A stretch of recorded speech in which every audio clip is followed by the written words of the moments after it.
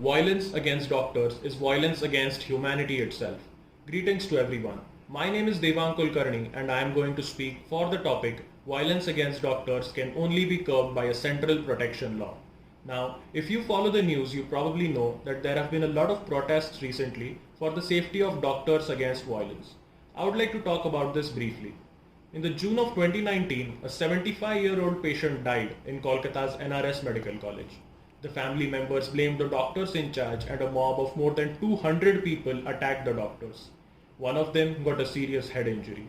Following this event, several protests were held all over the country. Although this event in Kolkata led to the nationwide protest, it wasn't the sole reason for it. It was merely a tipping point. Such cases of violence against medical personnel had been increasing rapidly in the previous years. According to a study by Lancet Medical Journal, more than 75% doctors in our country have been a victim of physical or verbal violence at least once. Our society fails to understand that adverse outcomes in case of diseases are expected and are not a result of negligence of the doctors. I firmly support the statement of the Indian Medical Association in demanding a central law against violence on doctors, nurses, medical workers and hospitals. As we all know, the ongoing outbreak of novel coronavirus has created a global crisis of unprecedented dimensions. Health workers who are trying to save the world are unfortunately facing attacks.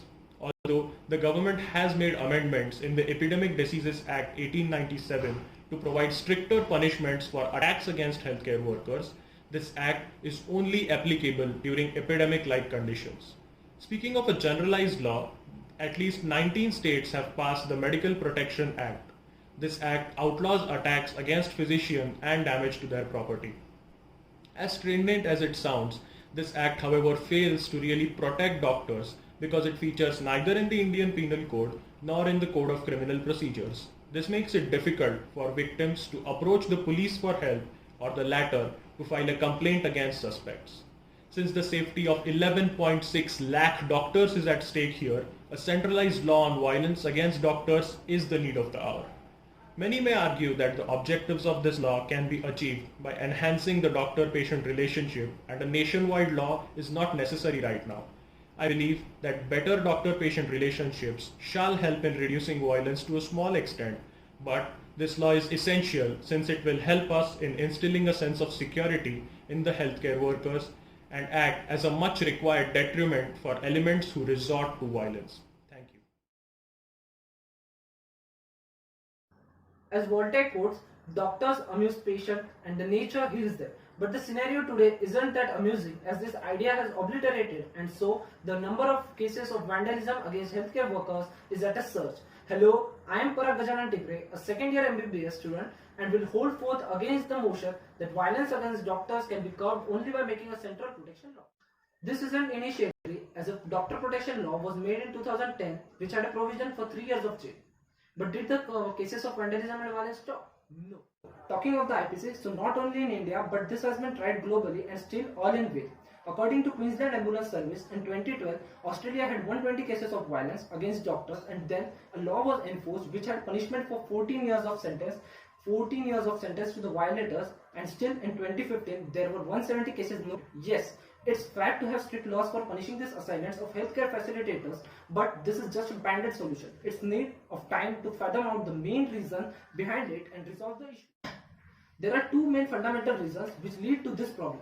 First, the doctor-patient relationship which is becoming worse day by day, and the second which makes this doctor-patient relationship even worse is the poor healthcare system of the nation. As narrated in Bhagavad Gita, Sangat sanjayate kamah, kamat krodho bijayate, which briefly means attachment leads to desire and desire leads to anger. Desire to get healed, desire to be well attended by the physician, which when not fulfilled leads to anger and then violence.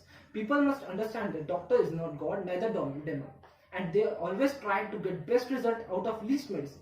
Tolerance needs to be inculcated through education and media. Long waiting time, delay in medical care, overworked doctors and bad facilities are the problems which need to be tackled for a good doctor-patient relationship. As Dr. K.K. Agrawal mentions, a doctor must acknowledge, listen, explain, review and thank the patient for a good relationship. All these problems are due to improper healthcare facilities in the nation. Private healthcare in India costs about 4 times more than the public sector, yet the majority of all cases are treated in private sector, and that's because India spends less than 1.2% of its GDP for the healthcare system of the nation, which is not enough to maintain even the basic standards in the government hospitals. Advanced equipments and facilities need to be provided in the government sector. The doctor to population ratio must be improved to reduce workload on the doctors. There is a dilemma regarding PG entrance exam which shows the potholes in academic administration. Finally, what lesson must India learn from COVID-19? It's that even after 74 years of independence, healthcare system of India has been neglected. India's dream of becoming a superpower won't come into reality without strong and healthy citizens, and hence addressing the root cause of violence is much more important than merely making central protection laws.